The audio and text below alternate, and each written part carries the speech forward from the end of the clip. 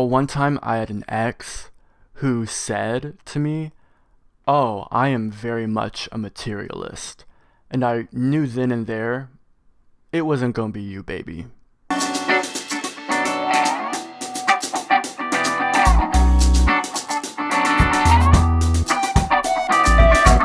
Today, I want to talk about why dialectical materialism fails. To give you a short breakdown of what dialectical materialism is, it's basically the system of critique that Marx developed in order to develop communism. So, dialectical materialism, two words in the phrase, let's break down what both mean. Number one is the dialectic. The dialectic is sort of a fancy word for dialogue. When you read the works of Plato, who actually wrote down what Socrates the philosopher said and did, you see that the way Socrates worked as a philosopher was to have a dialogue between two people, person A and person B. Person A and person B hold two different ideas or opinions on a topic, and in conversation, they are able to produce perspective or opinion C. We take that idea for granted so much in our world today, but that is a truly radical thing for humans to have come up with.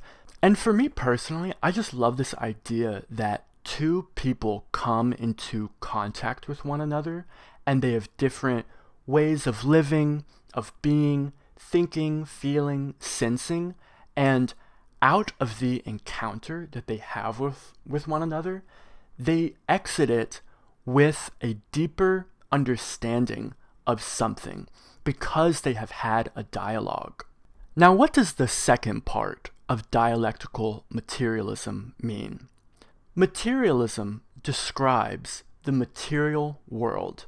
It's pretty much exactly what it sounds like. And materialism is the thing that I take issue with the most. The reason I take issue with materialism in dialectical materialism is that under dialectical materialism, it is believed that the material is the only thing that matters. When you put these two ideas together, the dialectic and the material, you have what communists called a science. Dialectical materialism suggests that you can chart the progress of all history and all human development by looking at material conditions and how they interact with one another. An example of an extreme form of dialectical materialism that's not really around today anymore, but if you challenged people who call themselves communists enough, they might say this kind of thing. You can predict Shakespeare and everything he wrote because of the economic and political circumstances of his time. Do you know how ridiculous that sounds?